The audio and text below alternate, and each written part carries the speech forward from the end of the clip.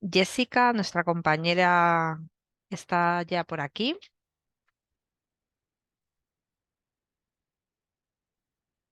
Hola Jessica, buenas tardes. Bueno, pues como vamos a grabar la sesión, de todas maneras, un poco yo creo que podemos empezar para no retrasarlo o quieres que podemos esperar unos minutos, no sé, como tú nos digas. Hay una compañera mía que quiere entrar y estaba esta mañana y ahora dice que tiene dificultades para entrar. Vale. No sé cómo, Sebastián, ¿cómo lo podemos hacer?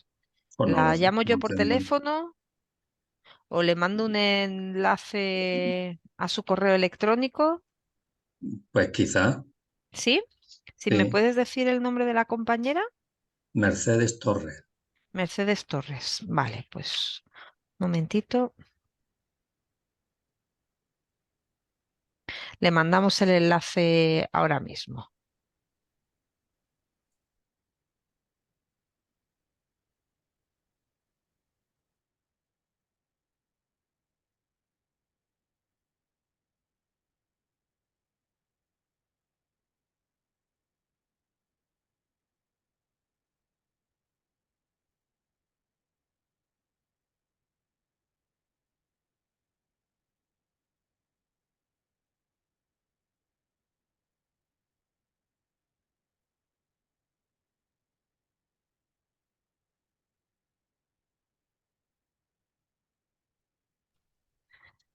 Bueno, vamos a volver a mandar el enlace a Mercedes, ¿vale? A ver si no tiene problema. De todas maneras, dejo en el chat el teléfono nuestro aquí de la oficina, ¿vale?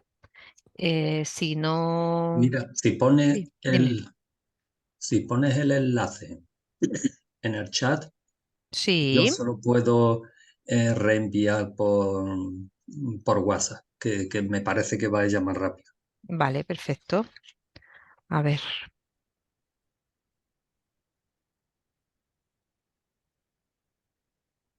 Oh, todo eso que ha salido ahí, ¿eh? ¿Eh? Sí, pero puede ser solo la primera parte de arriba. A ver, que lo vuelvo a copiar. O más bien lo de abajo, ¿no? O lo de arriba. Esto. Con eso valdría, con eso último valdría. Lo último, ¿no? Ujú. Después de Venga, sí. unirse a la reunión de Zoom y ese enlace. Venga, vamos.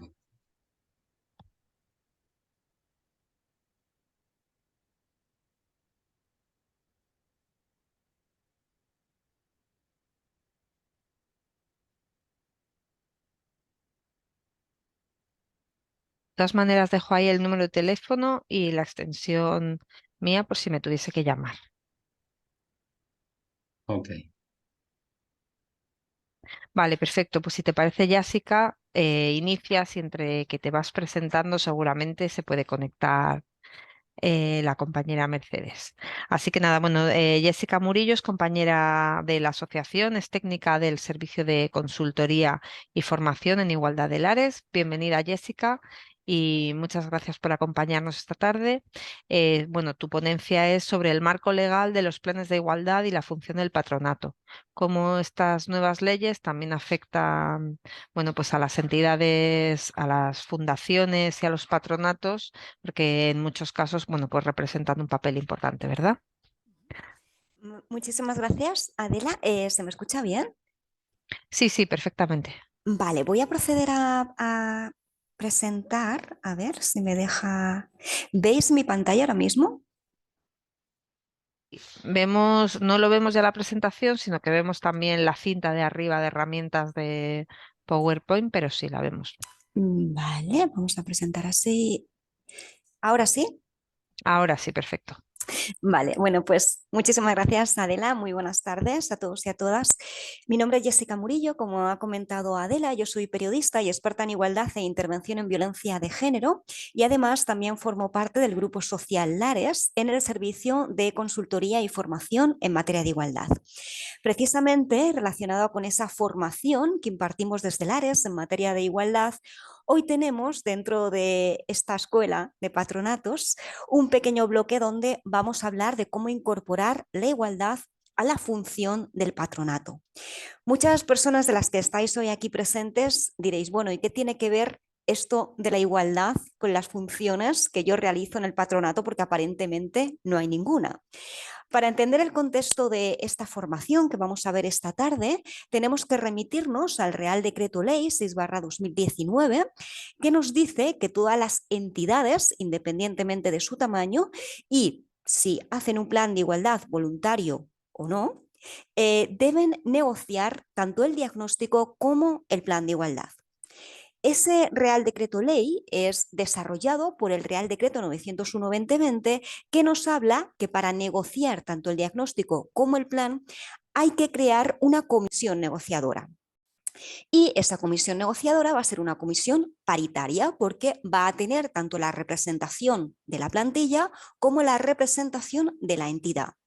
Representando a la plantilla va a estar la RLT según proceda, y representando a la entidad vamos a tener a personas que tengan un alto cargo, que tengan capacidad de decisiones, y es aquí donde entra en juego o en importancia la figura del patronato. De hecho, muchas de las personas que estáis aquí hoy presentes seguramente que os ha tocado formar parte de la comisión negociadora de vuestras entidades, y si no, seguramente en breve os tocará, porque la legislación en materia de planes de igualdad cada vez está siendo más amplia, y esto está haciendo que cada vez más entidades tengan la obligatoriedad de tener un plan de igualdad. Y si no tienen esa obligatoriedad, muchas entidades están haciendo el plan de igualdad de modo voluntario por la cantidad de beneficios que trae, sobre todo en tema de subvenciones y en tema de hacer contratos con las administraciones públicas. Sin embargo, cuando llegamos a ser parte de esa comisión negociadora representando a la entidad, muchas veces no sabemos muy bien qué es lo que tenemos que hacer. Digamos que nos viene todo de nuevas, ¿no? No sabemos qué funciones tenemos, no tenemos información sobre las diferentes fases o pasos que hay que seguir para hacer el plan de igualdad, cómo se elabora o incluso cómo se implementa o se hace ese seguimiento. Así que el objetivo que queremos hacer con esta formación que vamos a tener hoy es precisamente dar la posibilidad de adquirir la capacitación necesaria para poder formar parte de la comisión negociadora de los planes de igualdad, pero además para poder introducir la igualdad de una manera transversal en todas nuestras organizaciones.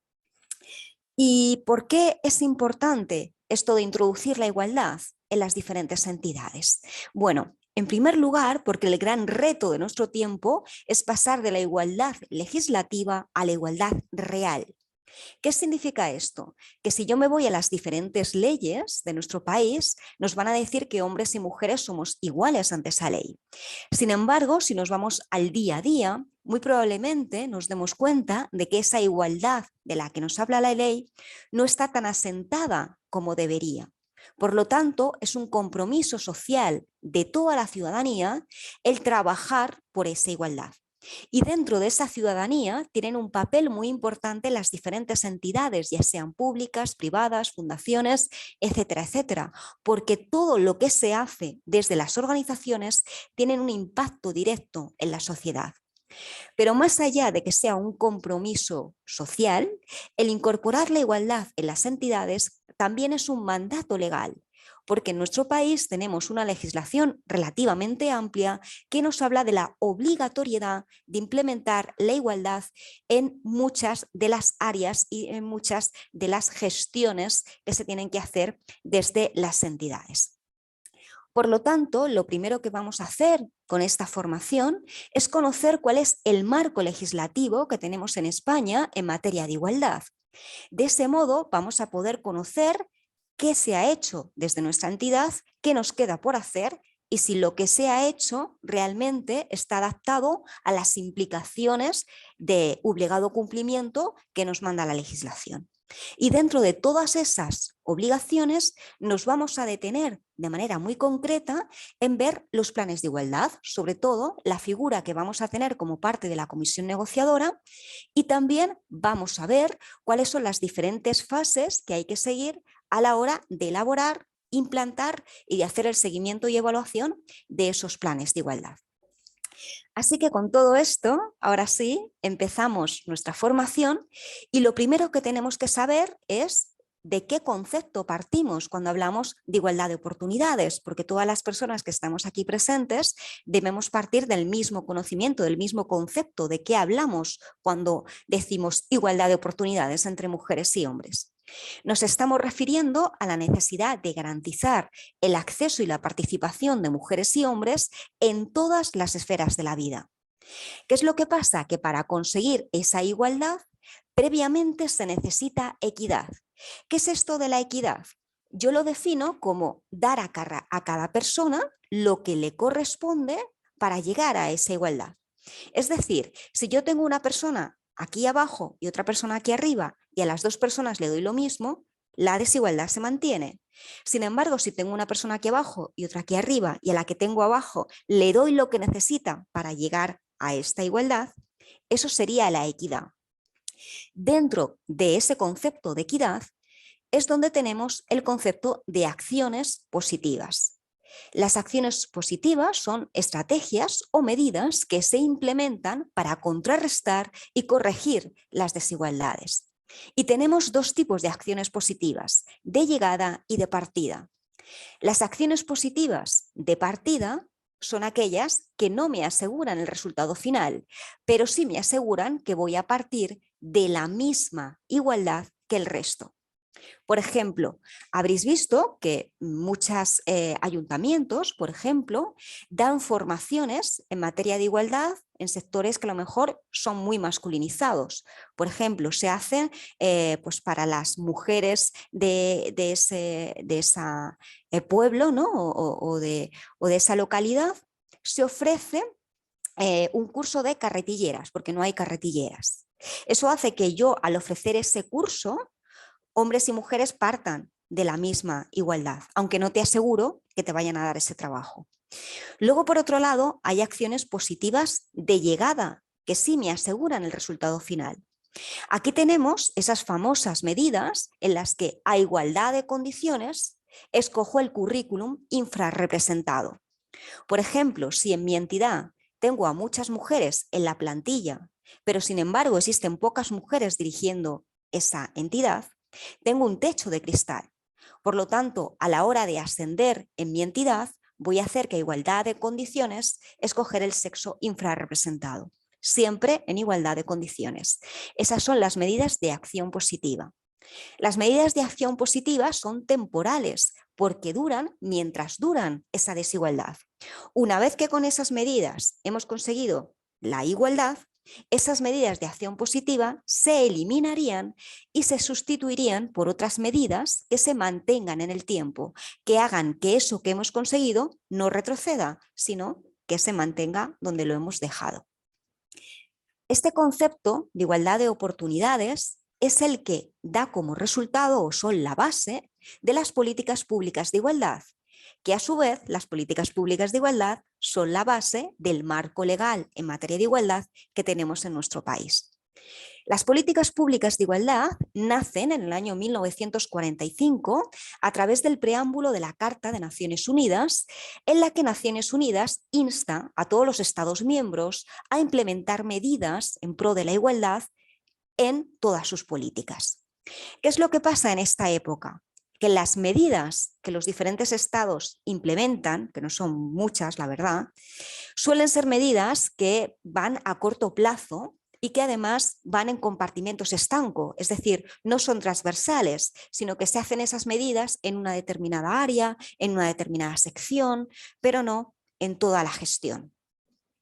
¿Qué es lo que pasa con aquello que se hace no transversal, sino en un pequeño espacio y que además los resultados llegan a corto plazo y no se mantienen en el tiempo?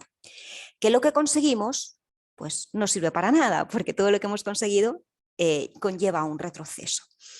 Es aquí cuando los diferentes estados empiezan a debatir qué es lo que pueden hacer para que la igualdad no solamente se consiga, sino además se mantenga. Y empiezan a debatir en diferentes conferencias, convenciones, jornadas, donde destaca la Cuarta Conferencia de Mujeres de Beijing en el año 1995. Y es importante esta conferencia porque por primera vez surge el concepto de transversalidad de género, o lo que es lo mismo, aplicar la perspectiva de género de modo transversal. Veréis que actualmente se habla mucho de aplicar la perspectiva de género a todo, pero seguramente nadie sepa con seguridad qué es eso de la perspectiva de género. Hablamos de perspectiva de género cuando nos referimos a una categoría analítica que nos va a permitir observar, reflexionar, analizar sobre cómo las consecuencias de una misma realidad afectan de modo diferente a hombres y mujeres y por qué, visibilizando lo que le pasa a los hombres y lo que le pasa a las mujeres para tener una mirada completa sobre la realidad, detectar dónde se encuentran las desigualdades y en función de dónde están esas desigualdades y de dónde procede, poder implementar medidas para aminorar y terminar con esa desigualdad. Por lo tanto, lo primero que debemos hacer es desagregar los datos por sexo para ver dónde se encuentra esa desigualdad. Si cuando yo desagrego los datos existe un número muy diferente entre cómo afecta ese hecho a hombres y mujeres, tengo que ver de dónde procede esa desigualdad. Y muy probablemente esa desigualdad tenga que ver con la desigualdad estructural que todavía existe en la sociedad. Eso es aplicar la perspectiva de género. A partir de aquí, los diferentes estados empiezan a pensar cómo pueden implementar medidas para que sus políticas tengan esa transversalidad de la perspectiva de género. En nuestro caso concreto, en el caso concreto de España, la Ley de Igualdad por antonomasia es la Ley Orgánica 3/2007 para la igualdad efectiva entre mujeres y hombres. Estamos en el año 2007 y esta ley, que además es una de las más pioneras en Europa, tiene una perspectiva de género porque aborda todas las áreas, no solamente el área de las entidades públicas y privadas, sino que también aborda los medios de comunicación, la educación, etcétera, etcétera. Realmente lo que nos interesa ahora es ver cómo esta ley afecta de modo concreto a las entidades. Y esta ley en el artículo 46 habla de los planes de igualdad. En el año 2007, esto luego va a cambiar, pero en el año 2007 lo que se está diciendo es que todas las entidades privadas que tengan 250 o más personas en plantilla tienen que elaborar obligatoriamente un plan de igualdad. Esta Ley Orgánica 3/2007 se amplía y se desarrolla en el año 2019 con el Real Decreto Ley 6/2019 que nos dice que ahora ya no van a ser la de 250 o más, sino que ahora las entidades que tienen la obligación de tener un plan de igualdad van a ser aquellas que tengan 50 o más personas en plantilla. También esa Ley Orgánica 3/2007 nos dice en el artículo 48 que todas las entidades, independientemente del tamaño que tengan, van a tener que tener un protocolo contra el acoso sexual y el acoso por razón de sexo. Como os decía, esta ley se modifica en algunos articulados con el Real Decreto Ley 6/2019 que nos dice que todos los planes de igualdad tienen que estar negociados. También ese Real Decreto Ley nos habla del registro retributivo. Muchas personas piensan que el registro retributivo empieza la obligatoriedad con el Real Decreto 902/2020 y no es verdad. El registro retributivo es obligatorio tenerlo desde el año 2019 y sin embargo prácticamente ninguna entidad lo sabía. El Real Decreto Ley 6/2019 se desarrolla a su vez con el Real Decreto 901/2020, que nos habla de la obligatoriedad de que estén negociados los planes por la comisión negociadora, luego veremos cómo tiene que estar constituida, y también nos habla de la obligatoriedad de registrar los planes de igualdad. Asimismo, el Real Decreto 902/2020 nos habla de que siempre que hagamos un plan de igualdad, ya sea obligatorio o voluntario, en las materias a analizar tiene que estar la auditoría retributiva. Y también nos dice que todas las entidades, independientemente de su tamaño, deben tener un registro retributivo. Por último, una de las leyes más actuales es la Ley Orgánica 10/2022 de Garantía Integral de la Libertad Sexual, que muchas de las personas que estáis aquí la conoceréis como la polémica ley del solo sí es sí. Esa ley tiene un articulado dedicado a las entidades que nos habla de que ahora las entidades no solamente deben prevenir y actuar contra el acoso sexual y el acoso por razón de sexo en el ámbito laboral, físico, sino también contra el ciberacoso. Vamos a ver cómo una de las últimas leyes que tenemos es la Ley 4/2023, que es la conocida Ley LGTBI, que nos habla de que además también deberíamos tener protocolos y planes que de alguna manera pues, prevengan la discriminación a las personas LGTBI, pero que luego abordaremos, aunque sea un poquito más de soslayo. Esto significa que, haciendo un resumen de todo esto, que visto así parece un poco lioso, podemos decir que existen 3 obligaciones legales. Todas las empresas que tengan 50 o más personas en plantilla van a tener que elaborar obligatoriamente y aplicar, por supuesto, un plan de igualdad. Dentro de ese plan de igualdad va a tener obligatoriamente una auditoría retributiva. El plan de igualdad tiene que estar negociado por la comisión negociadora y tiene que estar registrado. Segunda obligatoriedad: todas las entidades, independientemente de su tamaño, van a tener un protocolo contra el acoso sexual y el acoso por razón de sexo, y además ese protocolo debe también estar adaptado al ámbito digital. Tercera obligación: todas las entidades, independientemente de su tamaño, deben tener un registro retributivo. Por lo tanto, si yo tengo 50 o más personas en plantilla, voy a tener que tener mi plan de igualdad, mi registro retributivo y mi protocolo contra el acoso sexual y el acoso por razón de sexo. Si tengo menos de 50 personas, solamente tendré la obligación de tener el registro retributivo y el protocolo contra el acoso sexual y el acoso por razón de sexo. El plan de igualdad será voluntario, aunque con algunas excepciones que veremos después. De toda esta legislación, por falta de tiempo, nos vamos a basar sobre todo en los planes de igualdad, aunque intentaremos ver, aunque sea un poquito por encima, el tema del registro retributivo y del protocolo contra el acoso sexual y el acoso por razón de sexo. En el tema concreto de los planes de igualdad, el artículo 46 de la Ley Orgánica 3/2007 define los planes de igualdad y los podemos definir como un documento que alberga una serie de medidas para promover la igualdad en mi entidad. Y esas medidas se han hecho después de haber realizado un diagnóstico de mi entidad para ver dónde se encuentran esas desigualdades. ¿Qué empresas tienen la obligatoriedad de tener un plan de igualdad? Lo decíamos antes, aquellas que tengan 50 o más personas en plantilla.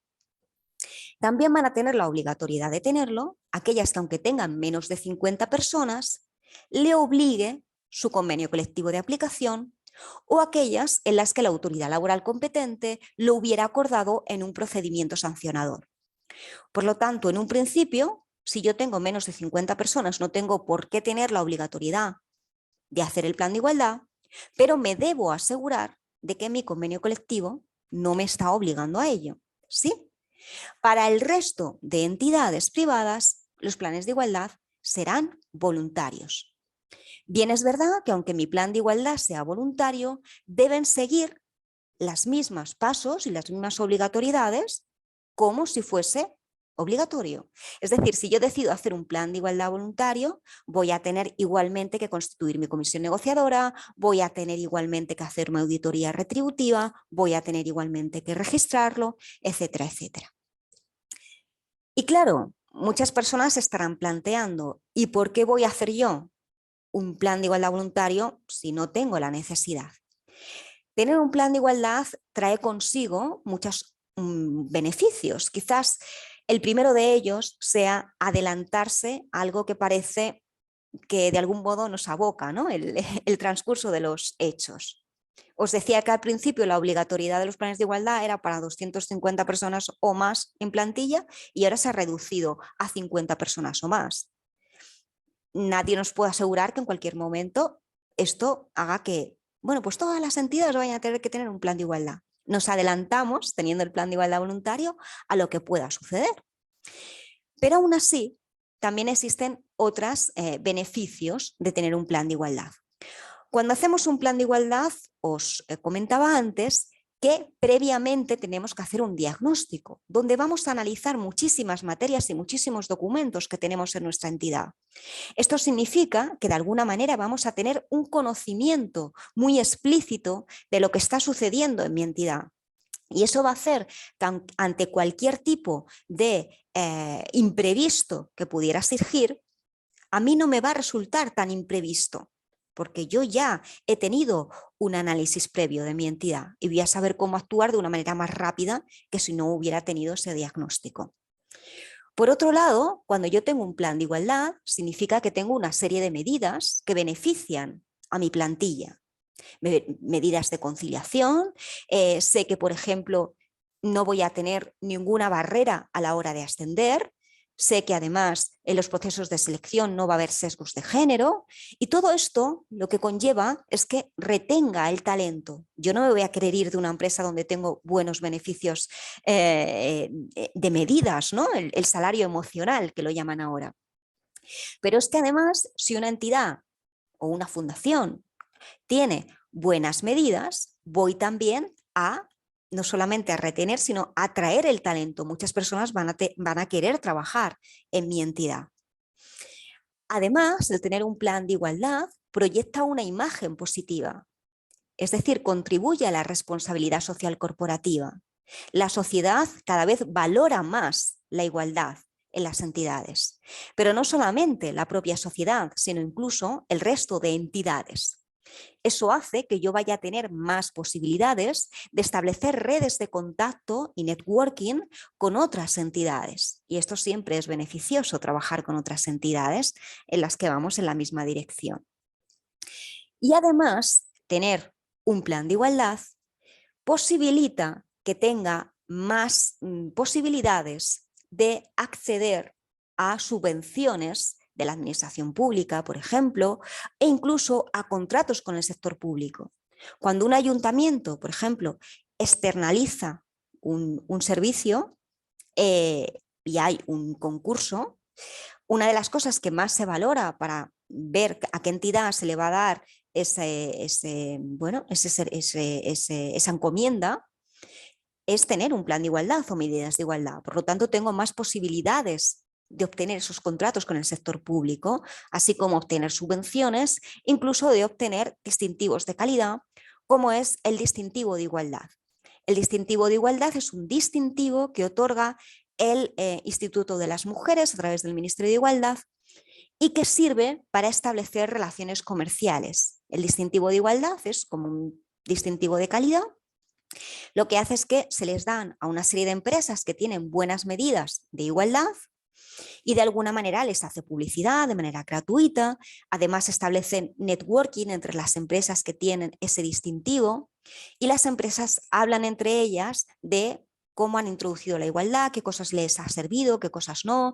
Y eso que empieza hablando de la igualdad termina hablando de otra serie de cosas, porque la igualdad es transversal. Y eso hace que se establezcan esas redes entre diferentes entidades que siempre viene bien tenerlas. Una vez que hemos visto los beneficios de tener un plan de igualdad, hemos visto que nos hemos convencido de que tener un plan de igualdad es algo positivo y nos preguntamos entonces qué tenemos que hacer, qué fases hay que llevar a cabo para tener un plan de igualdad. La primera fase es la constitución de la comisión negociadora. La comisión negociadora, como su propio nombre indica, es un grupo de personas que tienen la función de negociar tanto el diagnóstico como el propio plan de igualdad. La comisión negociadora va a ser paritaria, es decir, va a estar formada tanto por la representación de la plantilla como por la representación de la entidad. Representando a la entidad siempre van a ser las mismas personas, es decir, las personas que tengan capacidad de mando, que tengan un alto cargo, que tengan capacidad de decisiones, y es aquí donde muchas veces dentro de esa comisión negociadora está la figura del patronato. Representando a la plantilla Pues aquí cambia un poquito la cosa en función de cómo esté mi entidad. Si mi plantilla tiene RLT, es decir, tiene representación legal de las personas trabajadoras, esto quiere decir que mi entidad tiene, o sea, mi plantilla tiene un delegado o delegada de personal o un comité de empresa, pues estupendo, representando a la entidad será ese delegado o esa delegada personal o ese comité de empresa. Y va a tener un máximo de 13 miembros por cada parte. 13 miembros representando a la plantilla, 13 miembros representando a la entidad. La ley siempre nos habla de un máximo, pero puede ser menos. Cuando constituimos la comisión negociadora, primero tenemos que saber cuánta parte hay representando a la plantilla, porque si tenemos 2 delegadas de personal, significa que vamos a poner representando a la entidad otras 2, porque como decimos, siempre tiene que haber el mismo número representando a la plantilla y representando a la entidad. Podemos encontrarnos con otra circunstancia, y es que nuestra plantilla no tenga RLT, es decir, no tenga representación legal. ¿Qué hacemos en este caso? En este caso tendremos que llamar a los sindicatos, ¿no? Para que esa plantilla esté representada. ¿A qué sindicatos tenemos que llamar, por decirlo así? Tendríamos que contactar tanto con los sindicatos más representativos del ámbito territorial como con los sindicatos representativos del sector. ¿Esto cómo lo hacemos? Lo primero que tenemos que saber es qué ámbito territorial tiene mi plan de igualdad, o lo que es lo mismo, cuántos centros de trabajo tengo. Si yo solamente tengo un centro de trabajo y ese centro está en Fuenlabrada, mi ámbito territorial es Madrid. Sin embargo, si yo tengo 3 centros y uno está en Valladolid, otro en Madrid y otro en Valencia, mi ámbito territorial es estatal. Ahí es lo primero que tenemos que darnos cuenta, ¿no? ¿Cuál es el ámbito territorial? Para contactar con los sindicatos más representativos de ese ámbito. Luego tendríamos que contactar también con los sindicatos representativos del sector. ¿Cómo puedo yo saber cuáles son esos sindicatos? A través del certificado de legitimidad negociadora. Dependiendo del ámbito territorial, como vemos en la diapositiva, lo podemos obtener en un sitio u otro. Y para saber cuáles son los sindicatos representativos de mi sector, lo voy a ver en el convenio colectivo, qué sindicatos han firmado mi convenio colectivo. ¿Qué problemática hay? Que muchos sindicatos a lo mejor no han firmado un convenio por lo que sea, pero tenían la posibilidad de negociarlo. Por lo tanto, tenemos que investigar cuáles son esos sindicatos. A todos esos sindicatos, sean el número que sean, tenemos que mandarles un escrito con acuse de recibo. Importante el acuse de recibo. Y vamos a tener 10 días para que nos contesten. Los sindicatos que nos contesten en esos 10 días será con quienes constituíamos nuestra comisión negociadora. Algo importante es que pueden coincidir los sindicatos. ¿Qué quiere esto decir? Que puede ser que el sindicato más representativo de mi ámbito territorial sea uno que coincide con el sindicato representativo de mi sector. Pero no es el mismo sindicato, porque uno es del sector y otro es el de, por ejemplo, la autonomía. Por lo tanto, tengo que mandar la comunicación a los dos, aunque sea el mismo sindicato, porque el mail no es el mismo. ¿Y por qué esto es importante? Porque puede ser que cuando yo haga esa comunicación a los sindicatos no me contesten. Y yo tengo que tener ese acuse de recibo para, en el caso de que me llame la atención la autoridad laboral competente, yo le diga, no, es que yo he intentado contactar con los sindicatos, tengo el certificado de legitimidad, tengo el acuse de recibo y he contactado con todos los sindicatos que son y no me he dejado a ninguno por el camino. Os estaréis preguntando, vale, si los sindicatos me contestan, con los sindicatos que yo me hayan contestado, constituyo mi comisión negociadora. Pero ¿qué pasa si ningún sindicato me contesta? Aquí tenemos una doble vertiente.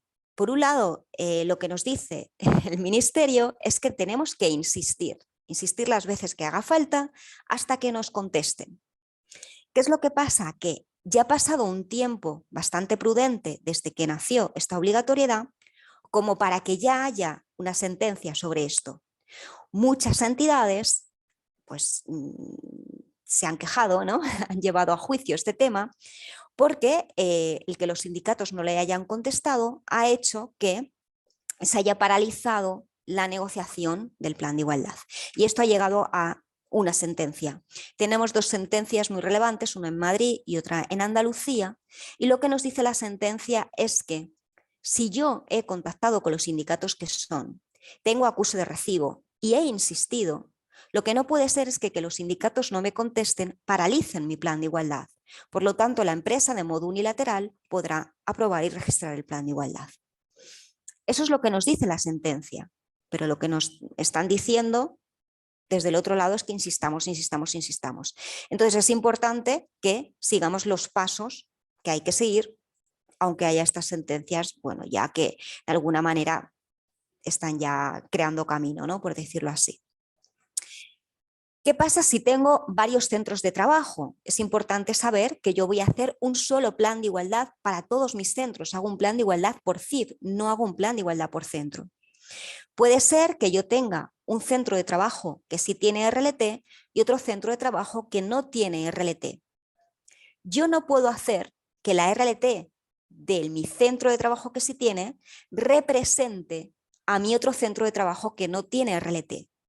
Porque esa RLT tiene circunscrita su capacidad para negociar a ese centro de trabajo. Por lo tanto, en el centro donde no existe RLT, tendré que contactar con los sindicatos del modo en el que lo acabamos de decir. De tal manera que la comisión negociadora estará constituida representando a la entidad, las personas con alto cargo, de la dirección, etcétera, etcétera, y representando a la plantilla, la RLT del centro de trabajo, que sí tiene RLT, más los sindicatos que me han contestado.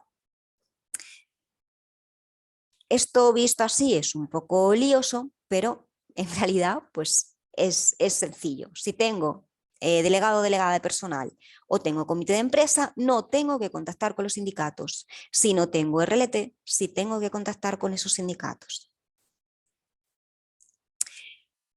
Otra cosa importante es que bajo ningún concepto se puede crear lo que se denomina una comisión ad hoc, porque esto entraría en una ilegalidad.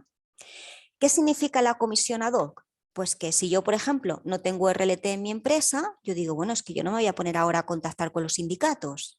Yo lo que voy a hacer es que le voy a preguntar a las personas de mi plantilla quién quiere formar parte de la RLT y quien me diga que sí, pues esa gente va a representar en la comisión negociadora. Eso estaría mal, porque esas personas no tienen legitimidad para representar a la plantilla. Tienen legitimidad para representarse a sí misma, pero no a toda la plantilla. Por lo tanto, lo que yo voy a estar negociando con esas personas no va a ser un plan de igualdad, será otra cosa, pero no un plan de igualdad. Y cuando yo vaya a registrar mi plan de igualdad, no me lo van a dejar registrar, me lo van a dar por nulo, etcétera, etcétera. Importantísimo que sepamos cómo se constituye una comisión negociadora y que esté constituida tal y como nos dice el artículo 5 del Real Decreto 901-2020, porque en el momento en el que no esté constituida de esa manera, nuestro plan será nulo. Todo el trabajo que hemos hecho no va a servir para nada, nos lo van a echar para atrás. También puede ser que registremos el plan y recibamos un requerimiento donde nos dice tiene usted un plazo de X días para solventar esto que está mal, ¿no? Sí o sí, tenemos que negociar el plan de igualdad. Otra cosa diferente es que no se llegue a un acuerdo, pero negociarlo lo tenemos que negociar.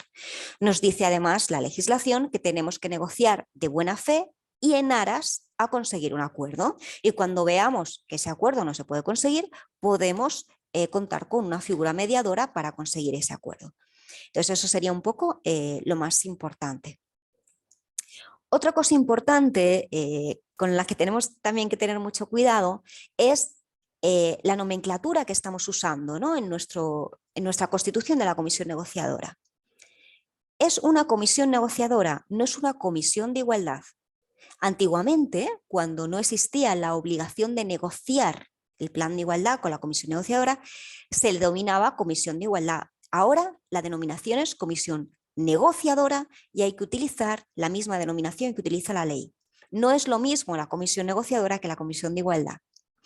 La comisión negociadora es quien negocia tanto el diagnóstico como el plan y puede nombrar, puede hacerlo, pero si quiere no, nombrar a un equipo de trabajo que va a ser quien se va a encargar de, bueno, buscar la información, analizar la información, redactar el plan de igualdad, pero al final quien decide y quien negocia es la comisión negociadora. Ese equipo de trabajo es lo que se denomina la comisión de igualdad, que tiene voz, pero no tiene voto. Esto es algo importante. A veces la comisión negociadora es la misma que elabora el plan, que hace análisis, etcétera, pero por norma general nombra un equipo de trabajo. También se puede contar con una asesoría externa que del mismo modo va a tener voz, pero no va a tener voto. Cosas obligatorias que tiene que tener mi comisión negociadora es que sea paritaria. Paritaria aquí quiere decir que tenga el mismo número representando a la plantilla y el mismo número representando a la entidad. Además, hay otras cuestiones que no son obligatorias, pero sí son recomendables, como por ejemplo que la composición de la comisión negociadora esté equilibrada, es decir, que tenga hombres y mujeres. Esto no es una obligatoriedad, es una recomendación. Esto quiere decir que si en mi comisión negociadora no hay mujeres y son todo hombres, no pasa nada. Además, también nos dice como recomendación que la comisión negociadora tenga formación en materia de igualdad. Esto es una recomendación, valga la redundancia, muy recomendable, porque vamos a estar utilizando un montón de, de palabras que si no tenemos formación en igualdad posiblemente no lo entendamos y vamos a tener que analizar mucha información que si no sabemos introducir la perspectiva de género no vamos a saber detectar, ¿no? Por lo tanto, sería muy, muy, muy recomendable tener esa formación en materia de igualdad. Una vez que yo he constituido mi comisión negociadora, tal y como aborda el artículo 5 del Real Decreto 901-2020, tengo que hacer el acta de constitución de mi comisión negociadora, donde aparecerán quiénes son las personas que representan a la plantilla, quiénes son las personas que representan a la entidad, con su nombre, apellido, DNI, cargo que tienen, funciones que van a tener, cada cuánto tiempo nos vamos a reunir, etcétera, etcétera. Y dentro de esa constitución negociadora podemos nombrar, pero no es obligatorio, la figura de una presidencia y de una secretaría. Estas figuras no son obligatorias porque además ni siquiera tienen más votos que el resto, ni tienen, no, simplemente pues son quienes se van a encargar de registrar el acta o de recoger, ¿no? Lo que ha habido en esa reunión, de promover las reuniones, pero hasta ahí llega, no tiene más votos que el resto. Entonces, a veces no se nombran ni presidencia ni secretaría y está bien. A veces recaen en la RLT, otras veces recae en la representación de la entidad. Bueno, en este sentido no hay más allá. Lo que sí que es verdad que cada vez que la comisión negociadora se reúna tiene que hacer un acta con su correspondiente firma, ¿sí?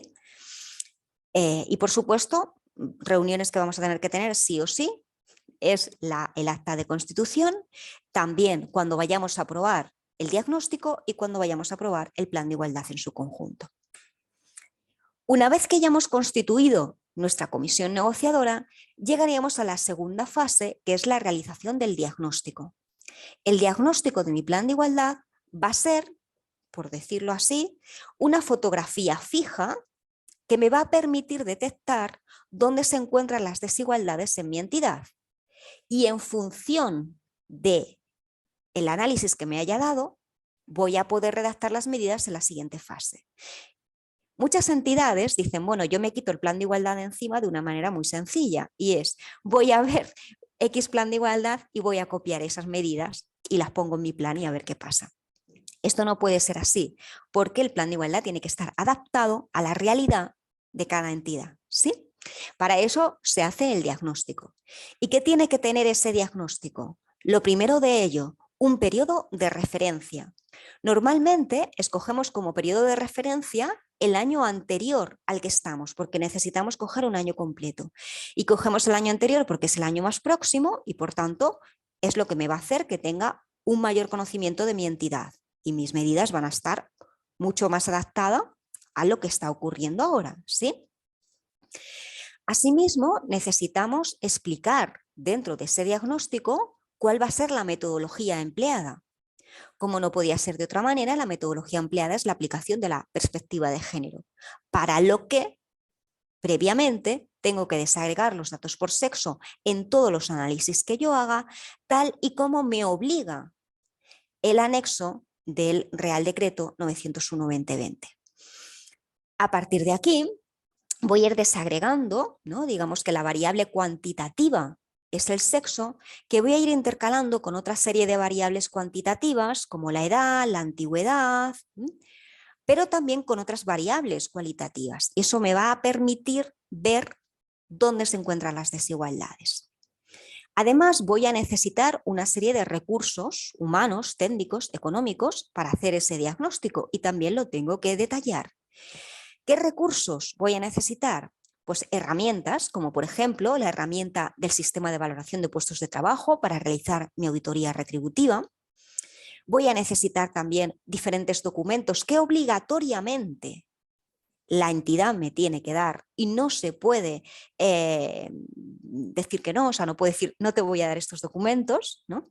La entidad tiene la obligación de darlos y el equipo responsable de elaborar ese diagnóstico tiene el deber de sigilo de que esa información que ha obtenido no va a salir de ahí y solamente la va a utilizar para hacer el diagnóstico y no para irlo pregonando, ¿no? por la entidad. Parece obvio, pero la propia ley nos lo detalla, ¿no? Por lo que pueda pasar. Y a partir de ahí, pues documentos que voy a necesitar van a ser el protocolo contra el acoso sexual y por razón de sexo, que lo voy a tener que analizar, la base de datos del personal, el convenio colectivo de esa entidad, las medidas de conciliación que tiene la entidad, el plan de formación, las ofertas de empleo, es decir, es mucha la documentación que voy a tener que ir recopilando para analizar de una manera transversal cómo está la igualdad en mi entidad. A partir de aquí, el siguiente paso de mi diagnóstico sería hacer una pequeña presentación de mi entidad. ¿Cuál es su historia? ¿Cuáles son sus valores? ¿Su filosofía? ¿Y esto para qué me va a mí a servir? Para adaptar las medidas lo máximo posible. Porque no es lo mismo las medidas que yo puedo hacer en una empresa dedicada al transporte de mercancías que a una entidad que se dedica a la atención de personas mayores, por ejemplo, ¿no? En esa historia ya me va a ir dando detalles de cómo mi entidad va a poder favorecer la igualdad o no de una manera mucho más fácil. Os pongo algunos ejemplos. Si mi entidad, por ejemplo, es una fundación, ¿no? Que se dedica a la atención integral centrada en la persona y además pues está basada en valores humanistas, en valores sociales, además también contribuye a la sostenibilidad, todo esto está puesto en mi presentación de mi entidad, etcétera, etcétera. Aquí ya me está dando detalles de cómo voy a poder integrar la igualdad. Porque si, por ejemplo, mi entidad tiene una antigüedad desde el año 1912, significa que tiene una antigüedad lo suficiente como para haber estado adaptándose a los diferentes cambios normativos, a los cambios también del sector, a los cambios de las nuevas tecnologías. Es decir, tiene una capacidad de adaptación, de aceptar nuevos retos que quizá otra entidad más nueva no podría. Y si he podido aceptar esos retos, significa que el reto de la igualdad lo voy a poder aceptar de una manera más fácil. O si yo ya tengo en mi entidad valores sociales, pues significa que integrar la igualdad como un valor social más también me va a ser fácil. Entonces, para eso nos sirve explicar un poco ese contexto de la historia de mi entidad dentro del diagnóstico. Después deberíamos incluir un organigrama visual de mi entidad para ver si es una entidad muy jerarquizada, es más horizontal, para ver de un solo vistazo si existe un techo de cristal o si existe una segregación horizontal. Y una vez que eso lo hemos hecho, ya empezaríamos ya en materia, ¿no? En lo importante del diagnóstico.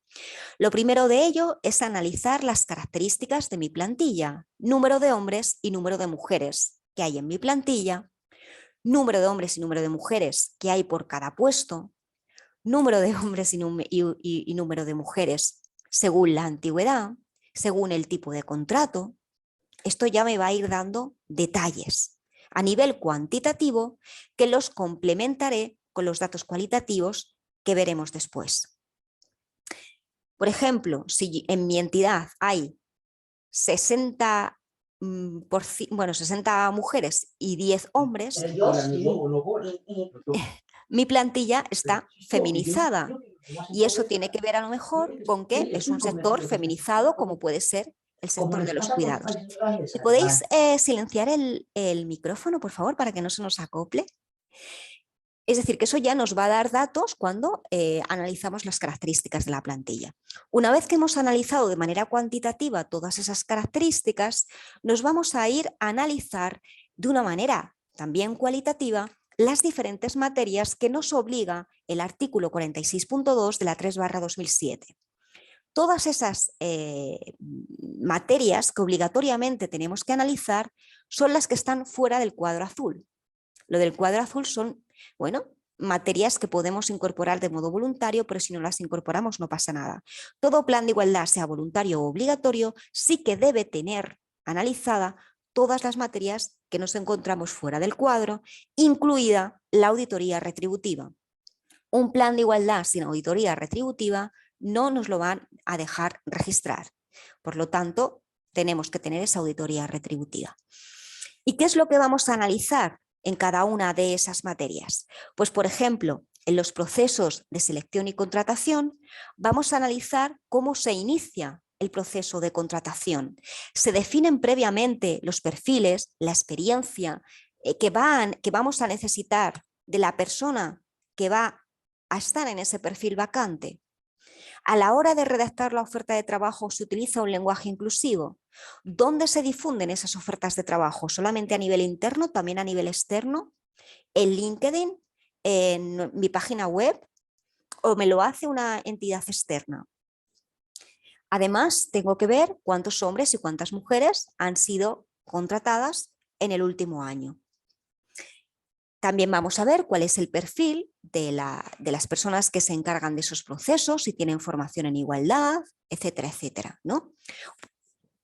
Esto va a complementar los datos cuantitativos que hemos visto antes. Por ejemplo, si yo me encuentro con que mi empresa está muy feminizada y que además los puestos, por ejemplo, de gerocultora, de terapeuta ocupacional, de limpieza, lo ocupan las mujeres, y los hombres ocupan los puestos de jardinería, de oficial de mantenimiento, etcétera, significa que tengo una segregación horizontal. Y puede ser que esa segregación venga del proceso de selección, que hay sesgos de género porque el proceso de selección no es objetivo. De ahí que tengamos que analizar toda esa documentación. A la hora de hacer, de ver qué persona va a ocupar ese perfil, ese puesto vacante, ¿se hacen entrevistas o se hace una prueba para ver si tiene los conocimientos para estar ahí? ¿Esas entrevistas están estructuradas, van sobre la marcha? ¿Quién decide a quién hay que contratar? ¿Se hace a través de una baremación? Es decir, si tienes tantos años de antigüedad, tantos puntos, si tienes tanta experiencia, tantos puntos, si tienes tal formación, tantos puntos, o lo valora de una manera ciertamente subjetiva la persona que está en la gestión de recursos humanos. Todo eso me va a estar dando detalles de dónde procede esa desigualdad que estoy teniendo en mi empresa, ¿no? En cuanto a la formación, lo que vamos a analizar es si tenemos un plan de formación, cómo es ese plan de formación, si para hacer el plan de formación se ha preguntado a la plantilla cuáles son sus necesidades formativas, en qué horario se da la formación, si es online, si es presencial, porque si, por ejemplo, mi formación se da en horario no laboral, puede ser que acudan más hombres que mujeres por el tema de la conciliación, que todavía sigue recayendo más en las mujeres que los hombres, ¿no? Entonces, todo eso me va a ir dando detalles. En la promoción profesional, ¿qué es lo que voy a valorar? ¿Cuáles son los procesos de promoción? quién decide y cómo, quién va a ascender. ¿Se hace a libre elección o se hace con criterios de valoración? ¿Qué es lo que se está valorando ahí? Eso me va a explicar de dónde procede si es que existiera un techo de cristal, ¿no?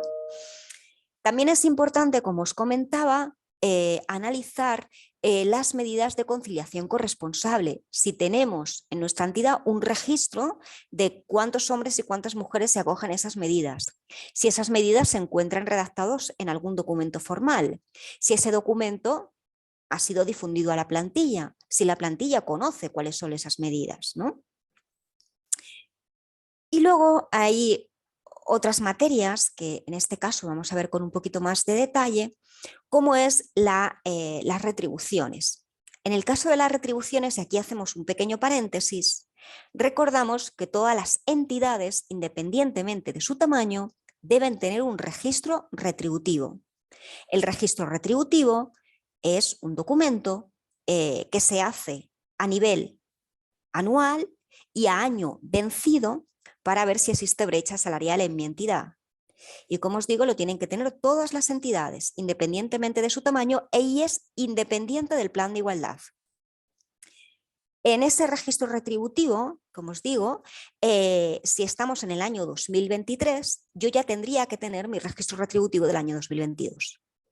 A pesar de que se denomina registro retributivo, no se registra en ningún lado, yo simplemente lo tengo y en el caso de que tenga una inspección y me lo pidan, lo tengo que enseñar. Hasta ahí llega esa obligatoriedad, pero lo tengo que tener y lo tengo que tener actualizado.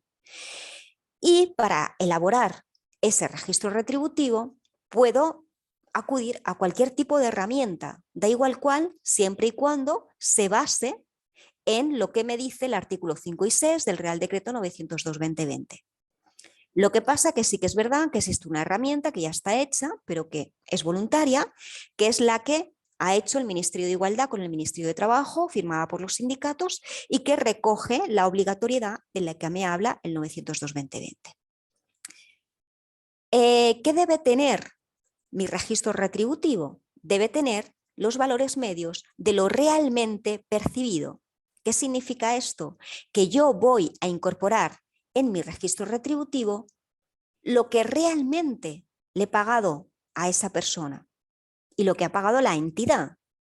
Si una persona ha estado de baja y ese tiempo que ha estado de baja ha pagado la seguridad social, esa parte, esa situación contractual no la pondré. Pondré la situación contractual previa a la baja y después de la baja cuando ha vuelto, ¿sí? Y luego la herramienta, de modo voluntario y automático, me hará la equiparación de como si hubiera estado todo el año, ¿no? O si tengo una persona a media jornada, como si hubiera estado la jornada completa. La herramienta lo equipara, pero yo tengo que poner lo que realmente le he pagado a esa persona. ¿Y qué es lo que voy a introducir en esa herramienta? El salario base, los complementos salariales y las percepciones extrasalariales. Todo ello, como no puede ser de otro modo, desagregado por sexos y agrupado por grupos profesionales o el sistema de clasificación que tenga mi entidad. En el caso de aquellas empresas que tengan que hacer una auditoría retributiva porque van a hacer un plan de igualdad, ya sea voluntario o obligatorio, además de ese registro retributivo donde yo voy a tener la media y la mediana de todo lo que hemos estado hablando, también vamos a hacer las medias aritméticas y las medianas de la agrupación de los trabajos de igual valor. En este caso, cuando me salga una brecha salarial del 25%, tendré que justificar de dónde viene esa brecha salarial, que la brecha salarial no tiene que ver con el sexo, sino que tiene que ver con otra cosa. Por lo tanto, solamente justificaré ese 25% de brecha si tengo que hacer esa auditoría retributiva. Si no, no, pero deberíamos justificarla. Que haya menos de un 25% no significa que no haya brecha, sí la hay, pero no hay que justificarla. Bueno, pues así es la legislación. Importante, antes de hacer el registro retributivo, tendré que avisar con 10 días de antelación a la representación legal de la plantilla de que voy a hacer ese registro retributivo. Y además va a tener acceso la plantilla, si así lo quiere, al registro retributivo. Si mi empresa sí tiene RLT, y una persona de la plantilla quiere ver el registro retributivo, la RLT, o sea, va a poder hacerlo a través de la RLT. En este caso, la RLT tendrá acceso al contenido íntegro de ese registro. Pero si yo no tengo RLT y yo, como persona trabajadora individual, quiero ver el registro retributivo, en ese caso simplemente me enseñarán las diferencias porcentuales. Como os digo, el registro retributivo no forma parte del plan de igualdad, no forma parte, pero sí puedo coger ese registro retributivo para analizar la parte de retribuciones de mi diagnóstico. ¿Sí? Es decir, yo tengo que tener un registro retributivo sí o sí porque me obliga la legislación, pero si yo hago un plan de igualdad, un apartado que tengo que analizar son las retribuciones y para analizar las retribuciones puedo coger los datos del registro retributivo, aunque no forma parte del plan de igualdad como tal, como sí lo hace la auditoría retributiva. ¿Cuál es la diferencia entre la auditoría retributiva y el registro retributivo? Que tienen nombres muy parecidos y dan lugar a errores. El registro retributivo, como comentábamos, es un documento a nivel interno que se hace con una vigencia anual, se va actualizando cada año y lo que nos interesan son las personas. Evidentemente en el registro retributivo no voy a poner a las personas, voy a poner el IDE con su sexo, pero lo que nos interesa son las personas porque lo que queremos ver es si existe brecha salarial. Y no forma parte del plan de igualdad. Mientras que la auditoría retributiva sí que forma parte del plan de igualdad. Y lo que me interesa no son las personas, son los puestos, porque lo que yo quiero ver es que si puestos de igual valor son retribuidos de una misma manera. La vigencia de la auditoría retributiva es la vigencia que tenga mi plan de igualdad. El plan de igualdad nos dice la ley que va a tener como máximo una vigencia de 4 años. Puede tener menos, pero nunca más. Por lo tanto, mi auditoría retributiva, si mi plan de igualdad va a durar 4 años, yo hago mi auditoría retributiva ahora como una de la materia más del diagnóstico y ya me olvido de ella hasta dentro de otros 4 años que las voy a tener que volver a hacer. El artículo 8 del 902-2020 nos dice cómo tenemos que hacer esa auditoría retributiva. Lo primero de ellos es hacer un diagnóstico de la situación retributiva donde lo primero que tengo que hacer es una valoración de puestos de trabajo. Para esa valoración también tenemos una herramienta de uso voluntario que es la del Ministerio de Trabajo junto con el Ministerio de Igualdad y aprobada por los sindicatos, donde, bueno, pues yo voy a meter cuáles son los puestos y voy a tener que ir dándole una puntuación y en función de eso, digamos que va ponderando y me va diciendo la valoración. Y a raíz de ahí, pues yo voy a tener que ir viendo si los puestos de igual valor son retribuidos de esa misma manera. Y si hay una diferencia retributiva, ver de dónde procede, ¿no? Y poner un plan de actuación, ¿no? Contra ello. La auditoría retributiva sí forma parte del plan de igualdad como una de las materias del diagnóstico, por tanto, debe estar ahí como tal. Lo podemos poner incluso como un anexo de mi plan de igualdad, pero tiene que estar ahí porque si no, yo no voy a poder registrar mi plan de igualdad. Tengo que hacer un informe de la auditoría retributiva y bueno, pues es ahí donde tengo un resumen de lo que me ha dado la auditoría retributiva con las principales conclusiones y cómo voy a atajar posibles desigualdades que yo me haya encontrado. Otra materia más que debería analizar de manera obligatoria en mi plan de igualdad, en mi diagnóstico, es el acoso sexual y el acoso por razón de sexo. Tengo que ver si yo tengo un protocolo en mi entidad. Si ese protocolo está adaptado a la legislación vigente, es decir, tanto a la 3/2007 como a la 10/2022. También tengo que ver si ese protocolo pues, se ha difundido, si la entidad conoce cómo tiene que acceder o cómo tiene que denunciar ante un caso como este, si se han hecho campañas, si se ha hecho sensibilización en materia de acoso, cómo es el proceso en el caso de que haya que activar el protocolo. Todo eso hay que analizarlo también.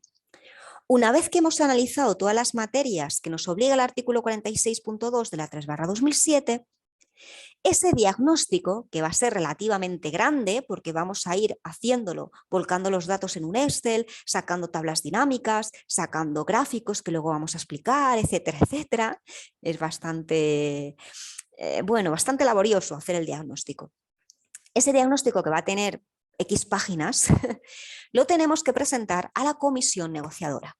La comisión negociadora analizará ese diagnóstico, propondrá cambios si es que los quiere proponer y si no, lo aprobará. Una vez que aprueba el diagnóstico, lo que tenemos que hacer es un resumen de ese diagnóstico, que se denomina informe de diagnóstico y que va a formar parte del plan de igualdad. El siguiente paso es que una vez que yo ya tengo mi resumen de informe de diagnóstico, donde he detectado cuáles son las principales áreas donde hay desigualdad o ciertos sesgos en mi entidad, el siguiente paso es establecer medidas para que esa desigualdad, bueno, pues se vaya aliviando, ¿no?, a lo largo de esos años en los que va a durar el plan de igualdad. Para la redacción de cada medida voy a tenerle que poner un titular, voy a tener que explicar la medida, voy a tener que explicar cuáles son los objetivos, quiénes van a ser las personas responsables de llevar a cabo esas medidas, qué recursos humanos, económicos voy a necesitar, cuál va a ser el plazo de ejecución de esas medidas y sobre todo qué indicadores voy a necesitar para luego, cuando yo haga el seguimiento y la evaluación de mi plan de igualdad, vea si esas medidas han funcionado o no han funcionado. Importante, como decíamos antes, que las medidas sean en función del diagnóstico. Y esto no quiere decir que yo tenga que hacer medidas de todas las materias y que tenga que hacer 5 medidas para los procesos de selección, 5 medidas para la formación. No. Irá en función de las prioridades. Por ejemplo, si yo he detectado en mi diagnóstico que una de las materias pues que más tengo que ponerle más énfasis es por ejemplo, en los procesos de selección, porque no tengo un proceso de selección objetiva, pues esa será una de las materias donde más me voy a centrar, ¿no? También en la conciliación corresponsable, porque he visto que no tengo un seguimiento de quienes se acogen a esas medidas, luego además no tengo un documento que yo ya le haya difundido a la entidad, a la plantilla, y que la plantilla sepa exactamente qué medidas. Es decir, que todo eso es lo que me va a mí hacer ver qué prioridades son las que tengo que poner y qué medidas voy a ir poniendo. Yo siempre digo que la primera vez que se hace un plan de igualdad se intenta ser muy como equiparar mucho, ¿no? Es decir, coger muchas cosas y al final terminamos haciendo muchísimas medidas que en la mayoría de las ocasiones no vamos a cumplir.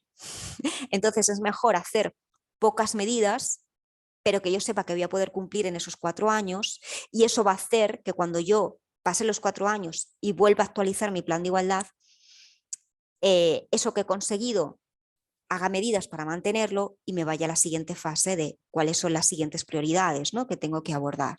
Entonces es mejor poco y bien que mucho y mal, ¿no? Que mucho abarca, poco consigue al final. Una vez que yo ya he redactado esas medidas, a la comisión negociadora le parece bien, nos iríamos a la redacción del propio plan de igualdad. En ese caso haríamos una pequeña presentación de nuestro plan de igualdad. También explicaríamos cuáles son las partes que lo conciertan o lo que es lo mismo, quienes conforman la comisión negociadora por parte de la entidad y por parte de la plantilla. Hablaríamos también del ámbito de aplicación, que es lo que decíamos antes. Dependiendo del número de centros de trabajo que yo tenga y dónde estén, el ámbito de aplicación será estatal, autonómico, y eso influye luego a la hora de registrar el plan. Lo veremos más adelante. Luego incluiré el informe de diagnóstico, ese resumen del diagnóstico que he tenido, junto con los resultados de la auditoría retributiva que pueden ir como un anexo, y de ahí nos iríamos a los objetivos en función de lo que he detectado, las desigualdades que he detectado, redacto unos objetivos con unas medidas, con todos sus detalles, y también tengo que redactar, dejar ya estipulado en el propio diseño del plan de igualdad quién va a hacer el seguimiento. La comisión negociadora va a nombrar a una comisión de seguimiento. La comisión negociadora se disuelve una vez que el plan de igualdad se ha registrado, pero deja todo muy bien atado porque nombra a una comisión de seguimiento que va a ser la que se va a encargar de ver que las medidas del plan se están cumpliendo. Y también tendríamos que dejar estipulado cómo va a ser la evaluación de mi plan de igualdad, la evaluación intermedia y final. Por supuesto, también tiene que quedar muy bien estipulado el calendario de actuaciones de cómo se van a ir implementando todas esas medidas. Una vez que yo ya he redactado mi plan de igualdad, la comisión negociadora, bueno, pues propone cambios o no y lo aprueba y lo firma. Y lo firman todas las personas que componen la comisión negociadora. A partir de aquí, tengo 15 días desde la firma de ese plan de igualdad para registrarlo. ¿Y dónde registro el plan de igualdad? Dependiendo del ámbito de aplicación de mi plan de igualdad. Si yo tengo un solo centro de trabajo y mi centro de trabajo está en Valencia, mi ámbito de aplicación será ese. Y lo registraré en la autoridad laboral competente de Valencia. Si yo tengo un centro de trabajo en Madrid, otro en Bilbao y otro en Canarias, el ámbito territorial de mi plan de igualdad es estatal y por tanto lo voy a registrar en el RESCON estatal. ¿Quién lo va a registrar? La persona designada por la comisión negociadora y que forma parte de la comisión negociadora. ¿Y qué es lo que tengo que registrar? Pues obviamente el plan de igualdad y también me van a pedir que acompañe una hoja estadística que es el anexo del 901-2020 y por supuesto también tendré que llevar el informe de diagnóstico, las actas de reuniones y el acta de constitución de la comisión negociadora porque nos tenemos que asegurar de que esté bien constituida esa comisión negociadora.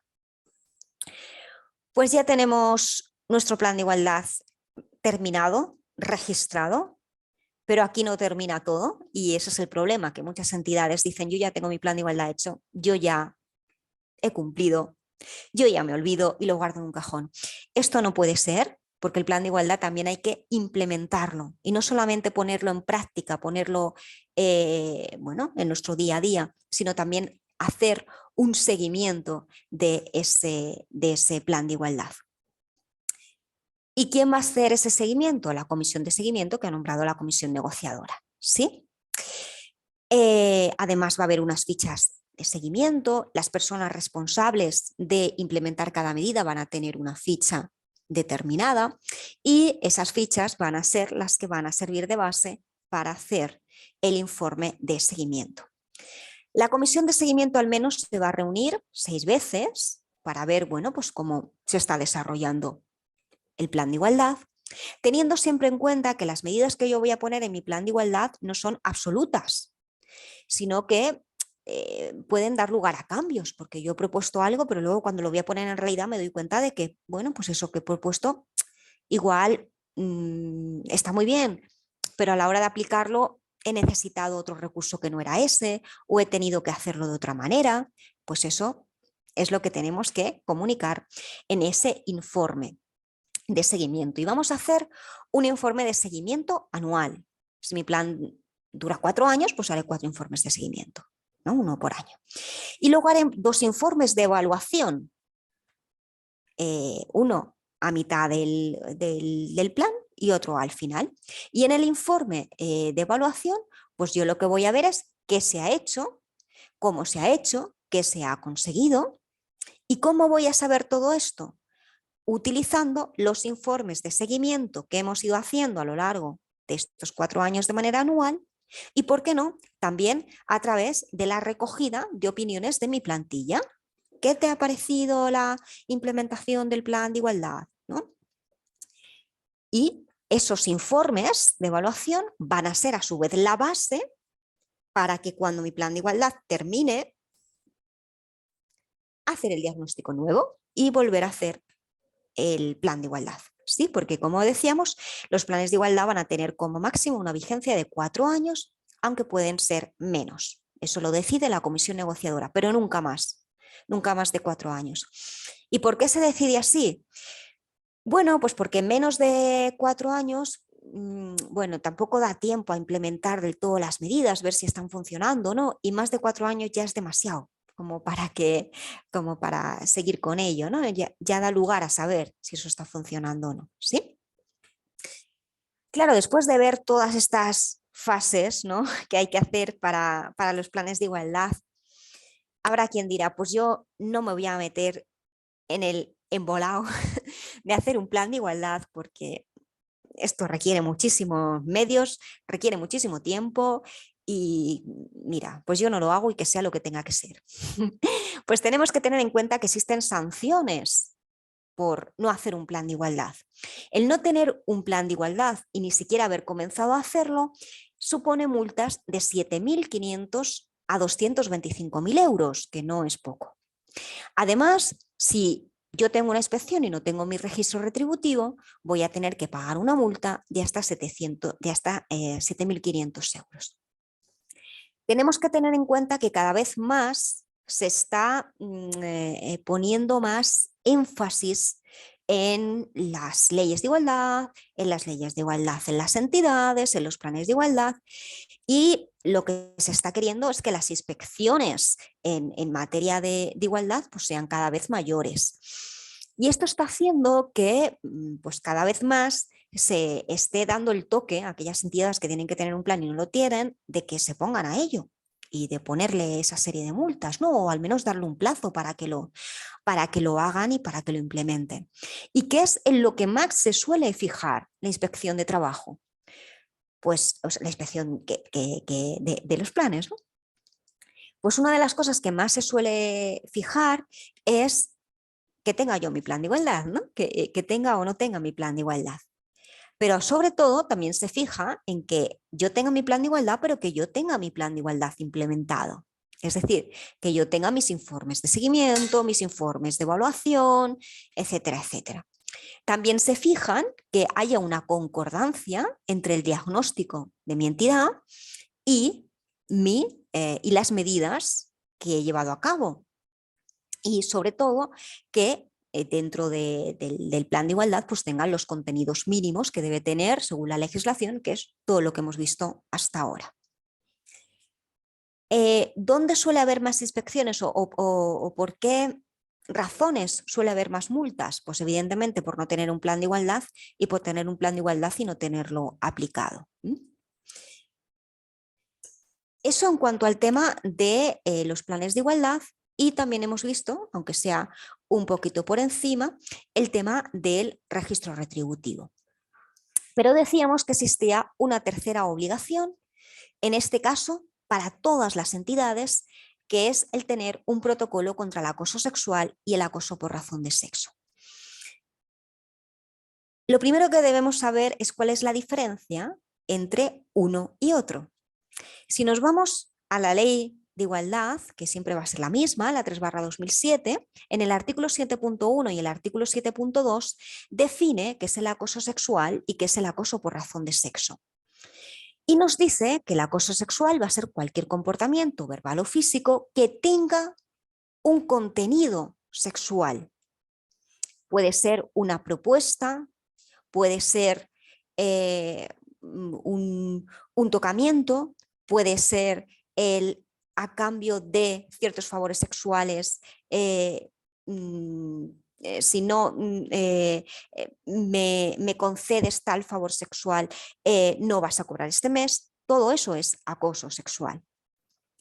El acoso sexual, para ser tipificado como tal, basta con que se dé una sola vez para que ya sea considerado acoso sexual. Sin embargo, en el lado contrario, tenemos el acoso por razón de sexo, que no son excluyentes, a veces incluso pueden darse los dos a la vez. El acoso por razón de sexo es cuando se discrimina o acosa a una persona por su sexo, la razón es su sexo.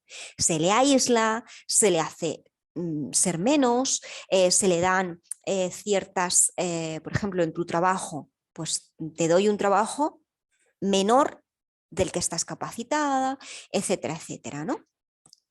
A diferencia del acoso sexual, el acoso por razón de sexo se tiene que dar de manera reiterada en el tiempo para que se considere como tal, para que sea acoso por razón de sexo. Y hay algo muy importante en los dos casos, y es que la intencionalidad del sujeto agresor pues es indiferente. Lo que realmente cuenta es que la víctima se haya sentido afectada y ya eso ya es razón para ser considerado acoso. Como digo, el acoso sexual es lo suficientemente grave y lo suficientemente visible como para que por una sola vez ya sea considerado como acoso sexual y haya que atajarlo, mientras que el acoso por razón de sexo se tiene que dar de manera reiterada en el tiempo. Es decir, que ese comentario, por ejemplo, que he hecho, pues mujer tenías que ser, ¿cómo vas a hacer eso si las mujeres no valéis para tal cosa? Bueno, pues puede ser un comentario aislado. Se tiene que dar de manera continuada para ser considerado acoso sexual según la legislación, por razón de sexo, según la legislación. Y existen muchas formas de expresión, física, psicológica, verbal, no verbal, y sobre todo tenemos que tener en cuenta que ahora con la Ley Orgánica 10/2022, que es la Ley de Garantía de Libertad Sexual, que como decíamos antes, la polémica ley de solo sí es sí, lo que nos dice es que pues no solamente hay que intervenir y que actuar en el espacio físico, sino también en el espacio online. Es decir, que todo esto también, si se sucede en el espacio online, va a ser considerado como acoso sexual o como acoso por razón de sexo, según proceda. Y además se puede dar de dos formas. Un acoso horizontal por parte de tus mismos compañeros o compañeras y un acoso vertical, que en este caso puede ser descendente o ascendente. Descendente sería de la jefatura a un puesto inferior y ascendente de un puesto inferior a la jefatura. Normalmente el acoso ascendente suele ser o suele ejercerse más sobre mujeres que ejercen el poder, ¿sí? ¿Y cuál es el marco normativo de todo esto, del acoso sexual y el acoso por razón de sexo? Lo decíamos antes, la Ley Orgánica 3/2007, en el artículo 48, nos dice que todas las entidades, independientemente de su tamaño, deben tener ese protocolo contra el acoso sexual y el acoso por razón de sexo. Y además debe estar adaptado, como decíamos, al ámbito digital, según la Ley Orgánica 10/2022. ¿Cuáles son los sujetos implicados en ese acoso sexual y acoso a la hora de prevenir y actuar contra el acoso sexual y el acoso por razón de sexo? Por supuesto, la dirección, el patronato, las personas con altos mandos, porque es quien posee la responsabilidad de que se cree un entorno libre de discriminación, de acoso y de violencia y de poner en marcha ese protocolo. También la RLT, que debe colaborar en la prevención del acoso sexual y el acoso por razón de sexo y comunicar tanto a la plantilla, que tenemos un protocolo, cómo funciona, etcétera, pero también a la dirección tiene que comunicar posibles conductas detectadas. Una cosa importante es que, aunque no haya habido denuncia de acoso sexual o acoso por razón de sexo, si yo sé y tengo constancia de que lo ha habido, el yo no actuar sabiendo que lo ha habido es una infracción muy grave. Por lo tanto, la dirección también tiene que estar pendiente de que no se esté dando este tipo de actos y que en el caso de que tenga conocimiento de que se pudiera estar dando, tiene que actuar y tiene que investigar si esto es así o no, porque si no vamos a tener un problema a nivel legal. Por su parte, la plantilla evidentemente tiene que tener formación para no cometer ese acoso, para detectarlo también, y tener una información oportuna de dónde puedo yo acudir a la hora de denunciar si yo estoy sufriendo ese acoso o estoy viendo que alguien está sufriendo ese acoso. Y la comisión instructora, que va a ser una comisión que se va a encargar de recepcionar las posibles denuncias que haya y poner en marcha ese protocolo de acoso sexual y acoso por razón de sexo. Por lo tanto, lo primero que tenemos que hacer antes de redactar cualquier tipo de protocolo de acoso sexual y acoso por razón de sexo es constituir la comisión instructora. Esta comisión instructora se encarga de prevenir, actuar y sancionar, de tal modo que es la responsable de investigar y actuar ante un caso de acoso sexual y acoso por razón de sexo.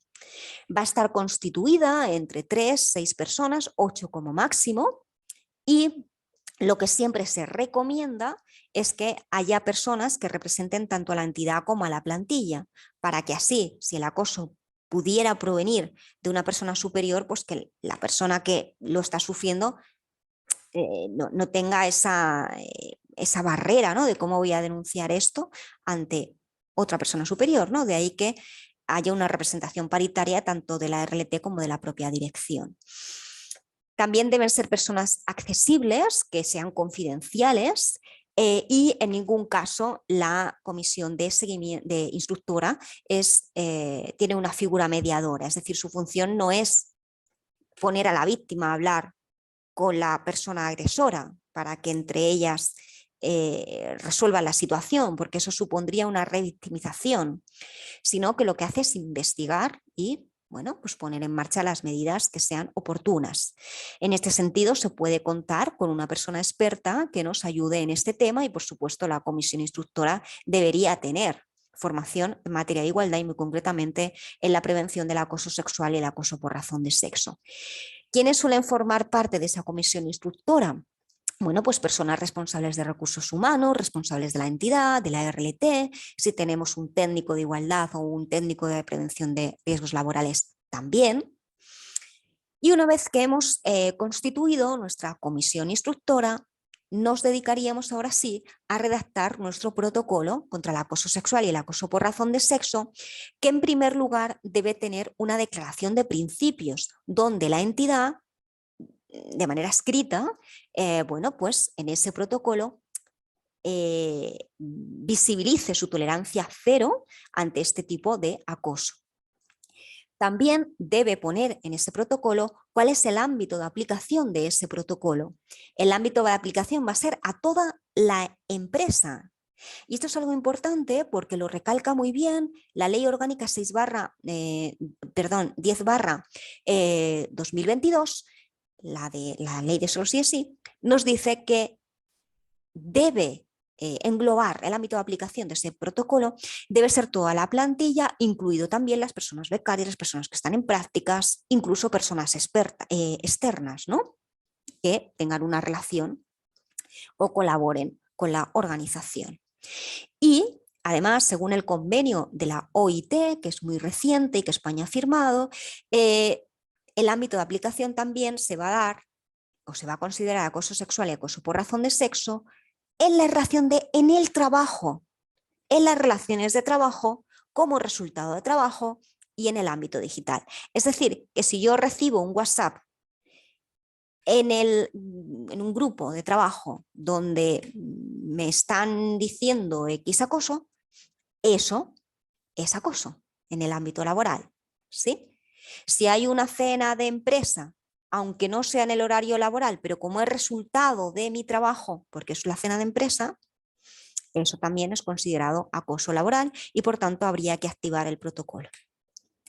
También ese protocolo debe tener una definición muy clara de qué se considera o cuál es el concepto de acoso sexual y acoso por razón de sexo. Para eso tenemos el artículo 7.1 y 7.2 de la 3/2007 que podemos copiar de ahí, pero también sería importante que pusiéramos ejemplos, no solamente escritos, de tal conducta será considerado acoso, sino también visuales. Entonces, hacer como un pequeño cuadro, por decirlo así. Acoso sexual se considera tal, tal, tal y tal. Ejemplos de acoso sexual, verbal, físico, psicológico, tal. Y lo mismo con el acoso por razón de sexo.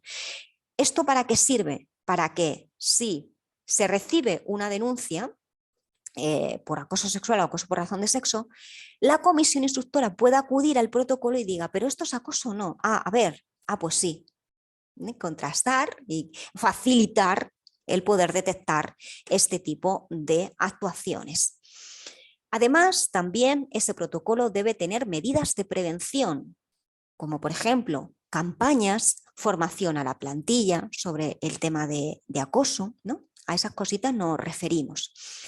Y luego, por supuesto, debe estar escrita de una manera muy detallada cuál va a ser el procedimiento de actuación en el caso de que haya una denuncia y haya que activar el protocolo. Entonces, tiene que estar muy bien explicada quién es la comisión instructora, es decir, quiénes son esas personas y dónde vamos a poder acudir a ellas y cómo va a ser el procedimiento para interponer la queja o la denuncia. Normalmente lo que se hace es tener un buzón que bien es físico, Si es físico, se entregará en un sobre cerrado, y si es online, pues también se pueden denunciar ese acoso a través del correo electrónico, por ejemplo. Pero es importante que ese correo electrónico solamente tenga acceso a la comisión instructora, porque, como decimos, tiene que haber una garantía de confidencialidad, entonces no lo puede ver cualquiera. Además, las denuncias son secretas, pero no son anónimas. Y eso también es importante, porque a la hora de recibir la queja, la comisión instructora le va a dar un ID, le va a dar un número, ¿no?, para hacer el seguimiento e investigar si realmente se trata de un caso de acoso o no. Además, pues tenemos que disponer de un modelo de queja para que la persona que quiera interponer esa denuncia lo cumplimente, y bueno, pues establecer el plazo en el que se va a reunir la comisión instructora para realizar la investigación. Esto simplemente es un ejemplo. Un plazo apropiado sería pues un máximo de 3 días laborables para empezar a realizar esa investigación desde que se recibe la queja o la denuncia, y a partir de aquí ponernos a investigar a partir de la recopilación de pruebas, hablando con testigos, etcétera, pero, como siempre decimos, no poniendo a la víctima con la persona agresora, porque si no, pues haríamos esa doble revictimización, ¿no? A partir de aquí, lo que hace la comisión instructora es investigar y hacer un informe, ¿no?, un expediente donde se explica todo ello y se lo traslada a la dirección. A partir de aquí, pues se procede a lo que, pues a lo que sea necesario en función de lo que diga ese expediente, ¿no? Que puede ser levantar acta o adoptar las medidas necesarias, ¿no? Esas medidas pueden ser separar físicamente, incluso como medida preventora, al agresor de la víctima, y sancionar según las sanciones estipuladas bien en el convenio colectivo o bien en el artículo 54 del Estatuto de los Trabajadores. También podemos hacer medidas de reparación de daños. Esto no es obligatorio, pero sí es recomendable que también haya medidas para reparar el posible daño que haya podido tener la víctima, ¿no? Pues evaluar los riesgos psicosociales, apoyarla con apoyo psicológico, lo que necesite, ¿no? Todo esto, bueno, pues también es un valor añadido. Una vez que se ha llevado a cabo ese expediente, se ha llevado a la sanción oportuna en función a lo que se ha investigado, se tiene que hacer un seguimiento del caso. Y también tenemos que establecer una serie de periodos. Estos periodos que yo os pongo aquí son periodos orientativos, pero son los que estipula el modelo de acoso sexual y acoso por razón de sexo que hace el Ministerio de Igualdad. Por lo tanto, todo esto tiene que quedar muy bien detallado en el protocolo. Ya tiene que quedar esto bien, porque para en el caso de que haya que activar ese protocolo, pues no haya fisuras, esté todo muy bien atado y sepamos cómo tenemos que actuar. Por eso también se recomienda incorporar en el propio protocolo, pues ¿por qué no?, un diagrama, un ejemplo visual, ¿no?, de cómo van a ser los plazos que se van a seguir, para poder seguirlo de una manera mucho más concreta. También sería oportuno que dentro de ese protocolo pues estuviese el ejemplo de modelo de queja, como este que tenemos aquí, que es el modelo que hace el Ministerio de Igualdad, ¿no?, en la igualdad en la empresa, ¿no?, en la página web. También dentro del protocolo, por supuesto, tiene que venir, y lo recomendable sería también ponerlo en la portada, cuál es el periodo de vigencia, cuándo comienza el periodo de vigencia del protocolo y hasta cuándo va a durar, porque el protocolo también hay que revisarlo, sobre todo si hay una actualización de una ley, por ejemplo, eso hay que revisarlo. Normalmente la revisión viene determinada por los plazos que integre el propio plan de igualdad, y si no, pues los términos del artículo 9 del 901-2020. Una vez que yo ya tengo mi protocolo, ya lo tengo redactado con el máximo detalle, pues aquí entraría el tema de registrar o no el protocolo. Así como los planes de igualdad si son de obligado registro en el RESCON estatal o en el registro correspondiente, según el ámbito territorial, el protocolo no existe obligación de registrarlo. Si queremos, podemos hacer ese depósito, pero digamos que no es obligatorio, no pasaría nada. Lo importante es que lo tengamos, porque además si tenemos una inspección nos lo pueden pedir y lo tenemos que enseñar, ¿no? Lo que sí que es verdad que cuando hagamos el plan de igualdad, a la hora de registrar el plan de igualdad, también vamos a tener en esa inscripción, en el registro, tendremos que cumplimentar los datos del protocolo que vienen en el anexo 2 de la hoja estadística del plan de igualdad, que lo tenemos en el Real Decreto 901-2020. Una vez que mi protocolo pues ya está terminado y ya hemos hecho los pasos oportunos, lo que tenemos que hacer es difundir ese protocolo. Le tenemos que explicar a la plantilla, igual que con el plan de igualdad, cuando se ha terminado se lo tenemos que contar a la plantilla, se lo tenemos que enseñar, lo tenemos que colgar en la intranet, le tenemos que comunicar que tenemos un plan de igualdad. Lo mismo pasa con el tema del protocolo, porque la plantilla tiene que saber muy bien cómo tiene que actuar ante un posible caso como este. Y por qué no, le podemos dar incluso formación sobre cómo es nuestro protocolo, cómo hay que actuar, cuáles son los pasos, etcétera, etcétera. Una vez que mi protocolo, bueno, pues ya está terminado, está difundido, etcétera, etcétera, el protocolo pasa lo mismo que con el plan de igualdad, no termina ahí. Hay que hacer también, bueno, pues un seguimiento en el que vamos a ver si se han puesto en marcha las acciones preventivas. Hemos hecho estas campañas que dijimos que íbamos a hacer, hemos hecho estas formaciones sobre acoso que dijimos que íbamos a hacer. En el caso de que se haya activado el protocolo, ¿se ha activado? ¿Cómo se ha hecho? ¿Cuáles han sido los resultados finales? Hay que hacer también un seguimiento de ello. Y por supuesto, hay que evaluar si ese protocolo está funcionando y en el caso de que, como os decía antes, haya nuevas leyes en este sentido, tendremos que adaptar nuestro protocolo a esa nueva legislación.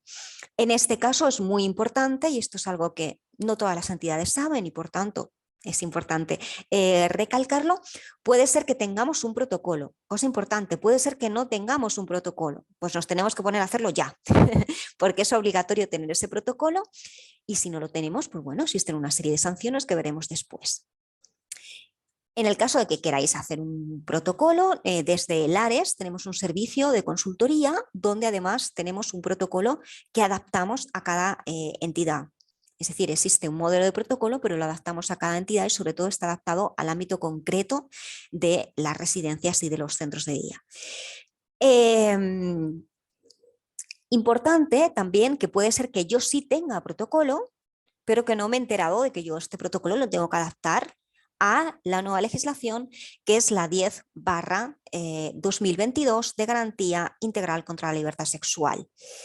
Os decía que esa ley es la polémica ley del solo sí es sí, que más allá de la polémica que haya podido traer, tiene una serie de artículos muy concretos donde nos habla de las entidades, de cómo las entidades tienen que actuar en materia de prevención del acoso sexual y el acoso por razón de sexo. Esto significa que nuestro protocolo debe incluir, como os decía antes, en el ámbito de actuación, a toda la plantilla vinculada con la empresa o con la entidad. Esto significa que aquí también vamos a incluir al voluntariado, a las personas becarias, a las personas en prácticas, cosa que no abordan todos los protocolos y que obligatoriamente tenemos que poner porque nos lo dice la nueva legislación. Además, también es importante que contemplemos la prevención y la actuación del acoso sexual y acoso por razón de sexo en el ámbito digital, en el ámbito del ciberacoso que tenga relación con nuestro ámbito laboral.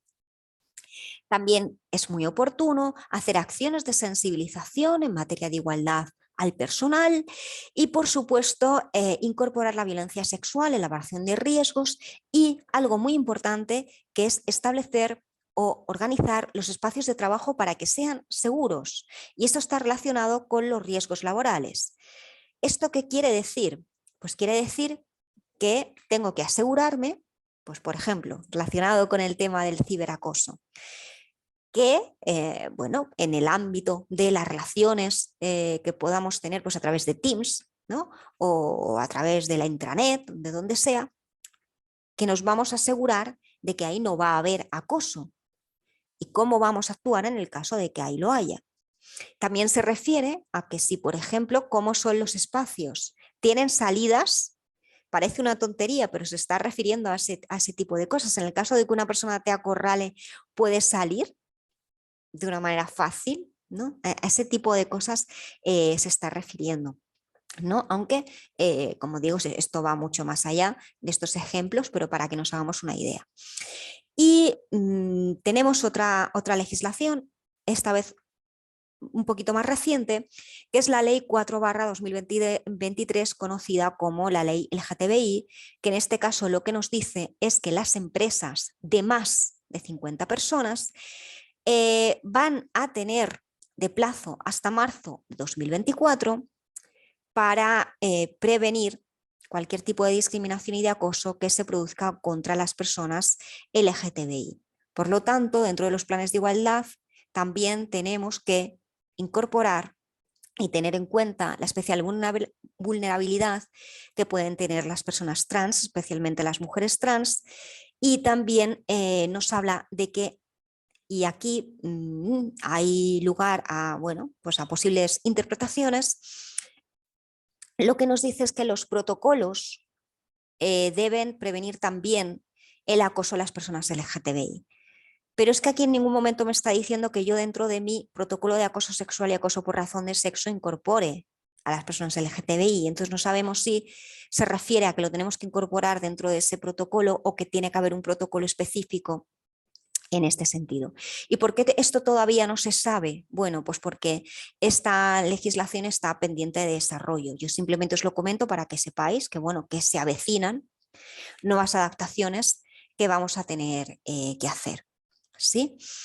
Y que, bueno, pues la diferencia es que el acoso sexual y el acoso por razón de sexo, esos protocolos los tenemos que tener todas las entidades independientemente de su tamaño, mientras que los protocolos contra el acoso de las personas LGTBI solamente lo van a tener de manera obligatoria las entidades de más de 50 personas trabajadoras. Y esto es un poquito lo que sabemos de momento, esperando al desarrollo reglamentario que se venga de la ley 4/2023, que, como os digo, yo simplemente os lo cuento, bueno, pues para que tengáis esa, estemos pendientes, ¿no? de lo que pueda pasar, por si acaso tenemos también que abordar de manera obligatoria este tema. Volvemos a lo mismo de antes. ¿Y qué pasa si yo, después de haber visto lo que supone el protocolo contra el acoso sexual y el acoso por razón de sexo, si yo decido no hacer este protocolo? Como todas las entidades tienen la obligación de tenerlo, igual que pasaba con los planes de igualdad, voy a tener una multa que en este caso oscila entre 3.000 euros y 90.000 euros, ¿no? Entonces, pues bueno, también es importante que adelantarnos, ¿no?, a todo esto. Así que bueno, haciendo un pequeño resumen y terminando, porque entiendo que son horas un poco complicadas para estar escuchando a una persona hablando constantemente después de comer y más con este calor, pues para hacer un pequeño resumen e ir terminando, recordar que existen 3 obligaciones legales. La primera de ellas es que todas las entidades, independientemente de su tamaño, van a tener que tener un protocolo contra el acoso sexual y el acoso por razón de sexo, y que tiene que tener también la prevención y actuación en el ámbito digital. Segunda obligación, todas las entidades, independientemente de su tamaño, deben tener un registro retributivo. Ese registro retributivo debe estar actualizado, se hace de manera anual y a año vencido, y tiene que englobar a toda la plantilla, incluido también los altos cargos y las personas que tienen mandos de dirección. Y tercera obligación, en este caso, solamente para las entidades que tengan 50 o más personas en plantilla, tener un plan de igualdad, y no solamente tenerlo, sino también implementarlo, que ese plan de igualdad esté negociado, que ese plan de igualdad tenga la auditoría retributiva, porque si no, no nos deja registrarlo, y que ese plan de igualdad esté registrado, porque si yo tengo un plan de igualdad y no está registrado, para la autoridad es como si no existiera y puedo tener también esa multa y ese requerimiento. Para el resto de entidades, los planes de igualdad son voluntarios, pero ojo, tendré que asegurarme que no he tenido ningún tipo de multa por parte de la autoridad laboral, que eso yo creo que lo vamos a saber, pero lo que quizá no sepamos, y eso sí tenemos que contrastarlo, es que nuestro convenio colectivo, aunque yo tenga menos de 50 personas, no me obligue a tener ese plan de igualdad. Y por supuesto que en el caso de que tenga mi plan de igualdad, la comisión negociadora esté bien constituida. Así que eso sería un poco el resumen principal, y os dejo también aquí el contacto del servicio de consultoría y formación en materia de igualdad del ARES, que lo que hacemos, como os comentaba antes, es ofrecer un servicio que sirve tanto para la resolución de dudas, revisamos protocolos, también revisamos planes de igualdad en el caso de que lo haga la entidad, y también elaboramos planes y protocolos, y además también damos formación en igualdad. Así que pues quedo a vuestra disposición en este sentido.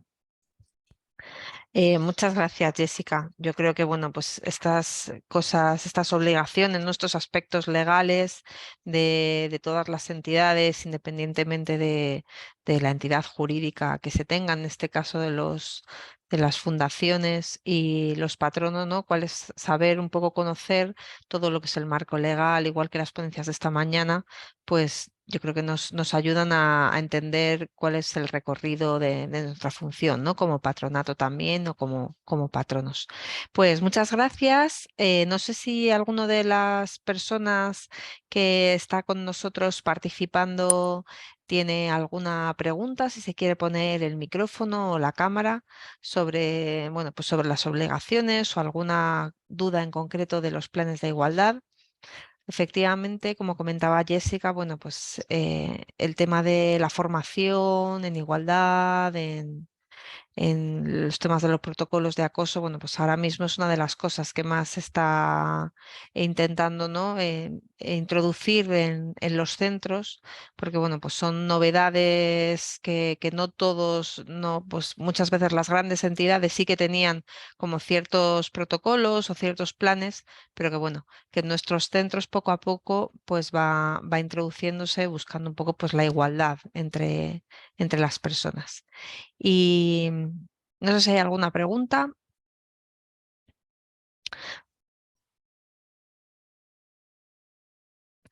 O está todo muy claro o es que hemos entendido que es un tema como complejo que tenemos que reflexionar Que sobre procesar. ello. Sí, sí, sí, es cierto. Nada, bueno, de todas maneras vamos, se va a quedar grabado. Lo hemos grabado y se va a poner a disposición del resto de personas que también han participado esta mañana o que participarán mañana en la ponencia, ¿no? En la segunda jornada de la Escuela de Formación del Patronato. Mañana a las 10 de la mañana tendremos el patronato y el cumplimiento, gestión de los riesgos y responsabilidad. Un poco la siguiente ponencia son los aspectos críticos del funcionamiento de los patronos, y por último a las 2:30 una mesa redonda de motivación y participación de los patronatos. Y yo creo que bueno, pues son diferentes aspectos que hay que tener en cuenta en la gestión de las fundaciones. Así que bueno, pues nada, si no hay nada más, muchísimas gracias, Jessica, gracias por tu participación y nada. Pues hasta mañana entonces. Gracias.